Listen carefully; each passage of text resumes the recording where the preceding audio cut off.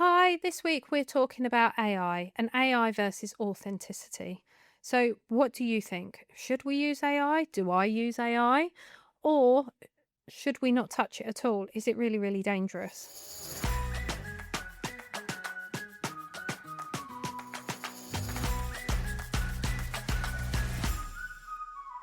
Hi, and welcome to the Small Business Podcast for small businesses.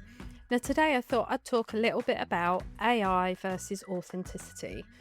Now, what always shocks people, surprises people, is some of the information I come out with because very much so, and social media has obviously widened the net, so to speak, but you naturally hang around with like minded people. Like your friends will be like minded, the majority. You might have different views, that's what makes us all different, and it's lovely that we're all different.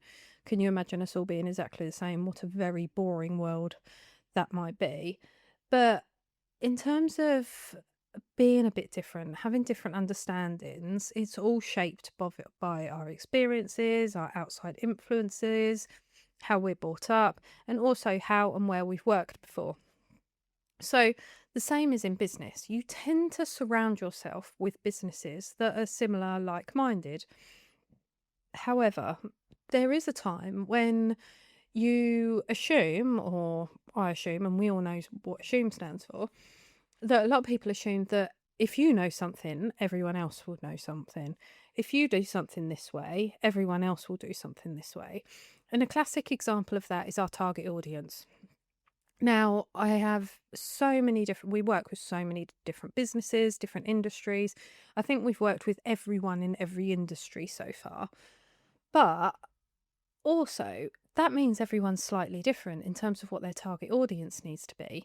Now, I use the example of a local gardener quite a lot. Now, a local gardener or someone that does jobs, residential jobs, will be best to advertise on Facebook because that's where people and anyone that uses Facebook will know that people regularly put up in local groups. Does anyone know a gardener? Does anyone know a plumber?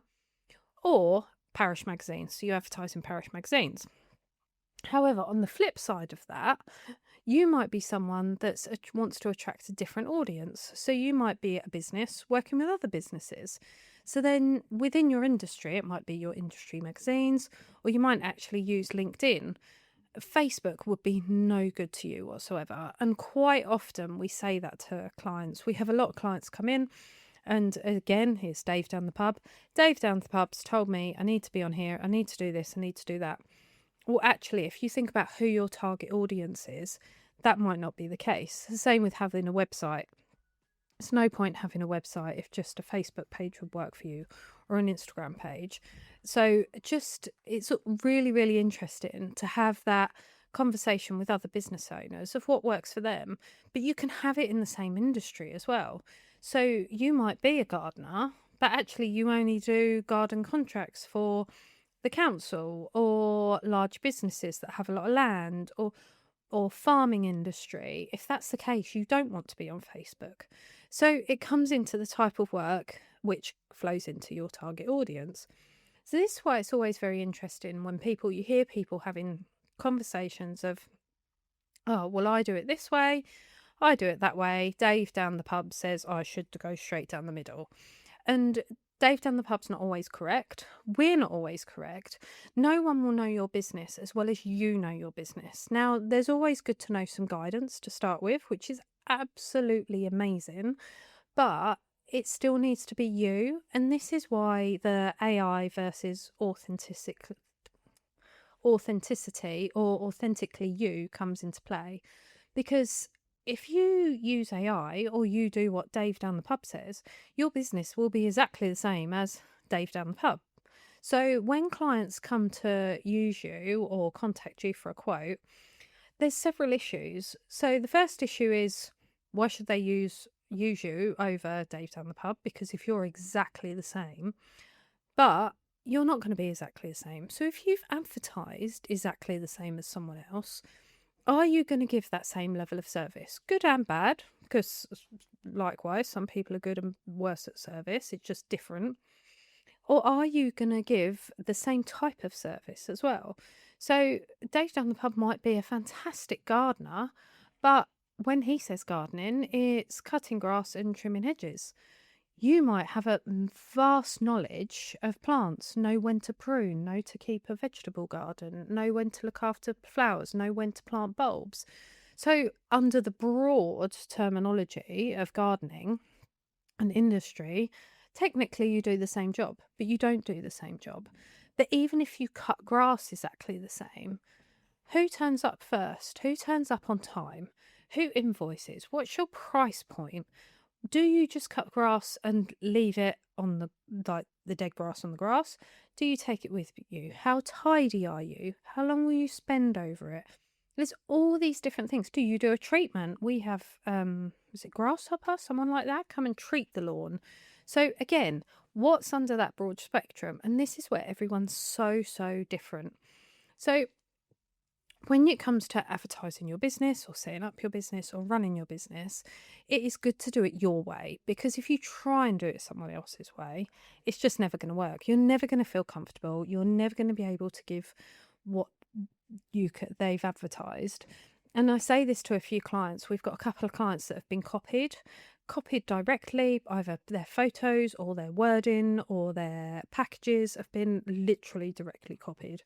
And don't get me wrong, don't know where you're listening from on this, but we're in a town in Suffolk. Like, it is not a big area. So it is very obvious when people have copied people locally. So, and I always say to people, it's horrible. It's annoying. It's frustrating. You've put all that hard work and research in it just for someone to cut and paste what you do.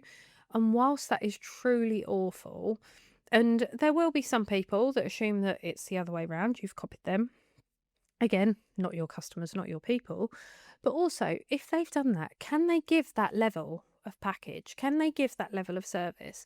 Do they contact people as often and as well as you contact people? Now, because of the vast array of industries and clients we deal with, I adapt to who I need to speak to. They want to talk on the phone, I'll talk on the phone. They want to liaise via email, normally the much bigger companies, because they just have to cover their own asses. I will deal with them via email. I'll always pick up the phone for quick questions, but if they want reassuring, they want everything in writing, whatever they need, we will work to the client to an extent and to a point. But we will do what we need to give that level of service, because that's what we're all about. We are all about that level of customer service. And side note, it's like when I opened Breakout on the high street. No one knew what we were doing. Who knew what a co-working space was in a tiny village in Suffolk? Who knew what printing services? Well, what do you mean you just print? Well, we just print A4. Then who knew what we were doing? So whenever anyone came in, we built up this awesome little black book of people, because we didn't say no to people, or we didn't obviously say no to people. We'd have people come in and they'd be like, oh, do you do such and such? Oh, what do you do? How do you make money out of this? I mean, people are pretty brutal and to the point, but for me, it's a good thing. You know exactly where you'll stand with it. But we adapted. So we evolved and adapted to the business to meet our customers' needs and our own needs. Because if someone's walking in and wants to buy something from you, why are you going to say no to that if you can do it, if it's within your remit and your service? However, we didn't say no. Even if we couldn't do it, we would recommend someone else. So we would go, oh, how about working with this person? And we still do to this day, even if it's exactly the right level of the same service as we do. We work with people who do exactly the same as we do, and we recommend them, because then it's not saying no, it's not turning a customer away. You are still helping that customer. And we do recommend people who we know, we work with, we love, because those recommendations are a reflection on us. So that was part of us being adaptable. We went through and adapted to what we needed or what our customers needed. And I'm not saying you do exactly the same. We've got clients that completely niche. What do you do? I cut grass. Brilliant. Then put that out there. That's what you do. People know, as the infamous Ron Seal says, you do exactly what it says on the tin. I want someone to cut my grass. You cut my grass. Done. Sorted. We know where we stand. So not everyone has to be adaptable. And if you don't do it, we don't do it. And you didn't advertise it. Slightly different, because people didn't understand what we did. But also, that's another way of people working it in different ways. And some people, as we know, there's a lot of neurodiverse people out there. That's how their brain works. I do this, this is what I advertise, this is what I do. And to be fair, absolutely amazing. People know if you go to a plumber, you're not going to ask for your grass to be cut. If you go to a builder, you're not going to be asked them to create a website for you. It just doesn't work like that. So, but you need to make sure you're doing it your way, not the way Dave down the pub tells you to do. So, as well, we've like clients, we have been copied, but we haven't let it bother us, because do you know what?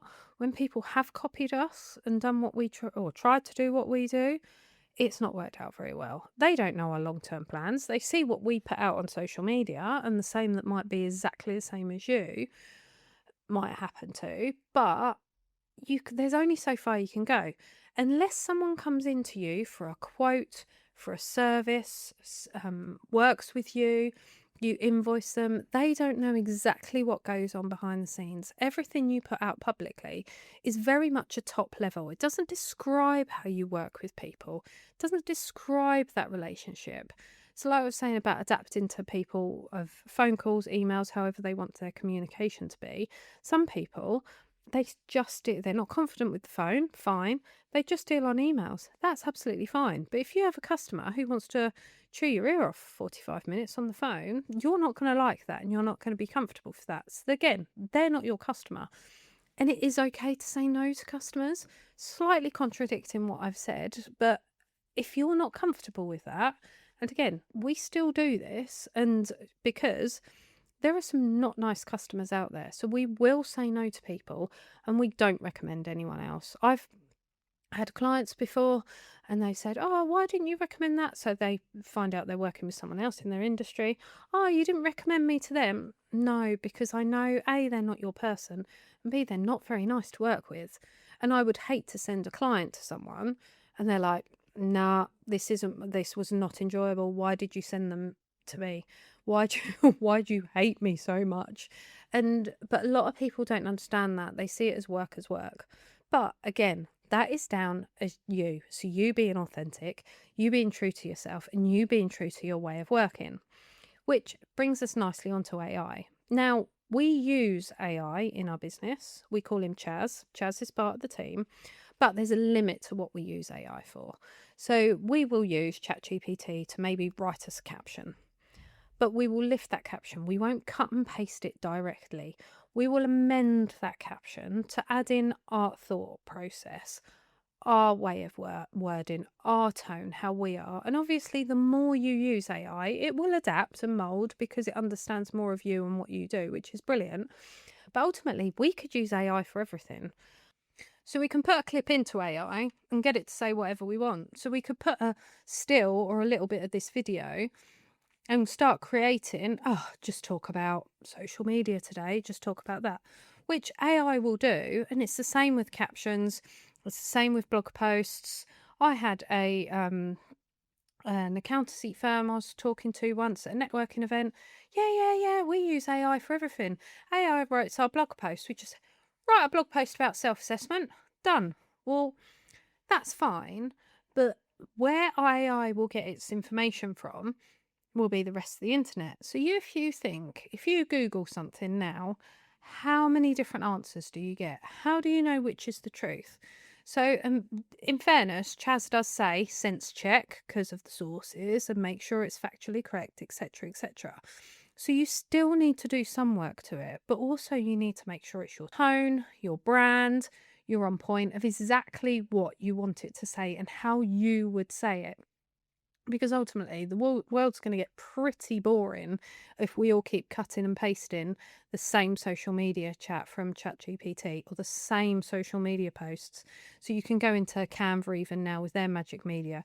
Write me 5 social media posts all about how to post. It will spit it out and you can, just dump my branding colours on and I'll do that. That's brilliant. But when someone comes to speak to you, and they're like, which it happens, I saw you on social media the other day. You said so-and-so. Oh, I saw this the other day. You said so-and-so. And they'll ask you further questions about it. So if you can't back that up, what do you do? What's the answer to that? Because you can't go, hang on a sec, I'll just check with Chaz or I'll check with AI. It doesn't work like that. So you still need the knowledge and the experience. And I know a lot of people are worried about AI taking over their jobs and doing everything, but it's the same with the likes of Temu and Amazon and places that where people aren't buying local. The more we all buy online, it'll be the same stuff. It comes out of the same factory, might be a different brand, might be different packaging, but it'll come out of the same factory. So you lose all those differences, difference in products, difference in surface. So this is why it's still important to do it your way and how you would do it, because then it makes it authentic, and that's what people want. So there's a massive rise, because if you post on Instagram, for example, you have to tick and mark that it's made with AI. So if I make a video with AI, which I've never done before, I would have to tick so people can tell, okay, it's not like flashing this is AI. And most of you would be able to tell by the amount of filters and how I would come across, because you'd know it wouldn't be me. But at the same time, it's still possible. People can still do it, but people will relate more to original video. So it's the same. And I would say that's different for Facebook. More and more now, people are doing. I saw one the other day, write a story about the war, and it was a fake image of some soldiers and some children in the war and talking about evacuating. How did we know it was fake? Because it was American soldiers and it was meant to be in England, but they had different uniforms on to different helmets, and the vehicle in the background was then different as well. So it just didn't add up. Also, absolutely perfect image. Absolutely perfect. We all know an image from over 80 years ago isn't going to be perfect, is it? So more and more so, that's what people are doing, and people will call you out for it. They are calling these posts out, so they will call you out as well. So this is what stops you being the same as everyone else. And why is that a bonus to not be the same as everyone else? Why is it a bonus not to use AI? Because AI saves us time, hands up. It's why we use it. But if you're the same as everyone else, why are customers and clients going to come to you? What difference does that make? Why are they going to choose you and to make money with your business over anyone else? It's for you, it's for your experience, it's your knowledge, and it's your way of working. It might be that you put people at ease, it might be that you communicate better, it might be that you can find a particular product or you work in a particular way that just makes them feel at ease and they enjoy. And people will, I'm not going to go into pricing, but people will pay for that service. People will pay extra for certain things that people don't even realise. If you deal with someone in a certain way, and I'll go back to what I always say, it's why we have Waitrose and Aldi. See the difference as soon as you walk in the store, what the difference is. You can see what you're paying for, you can touch, you can feel what you're paying for. You know it's a higher level of service, so people pay more. If people won't pay more for your services, why are they going to Waitrose? Why doesn't everybody shop at Aldi? So just consider that. So when you are doing something a bit different and you have that self-doubt as well, go, oh, am I doing it the right way? Because Dave down the pub said I should do it this way, or so-and-so does it this way. Should I not copy, but should I be influenced by them?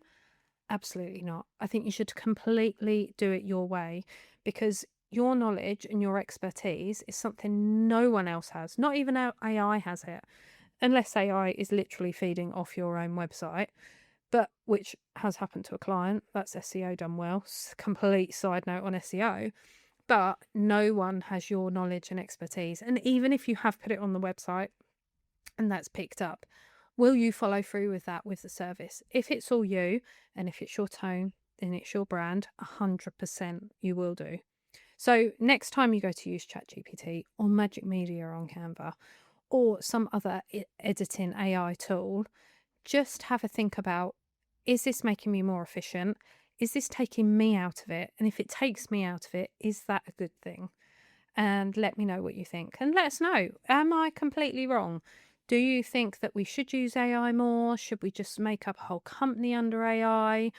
And we can just, it's technically that's passive income once it's set up and it just runs. Can we do that on certain services? I don't know. Let me know what you think. I'd be really, really interested.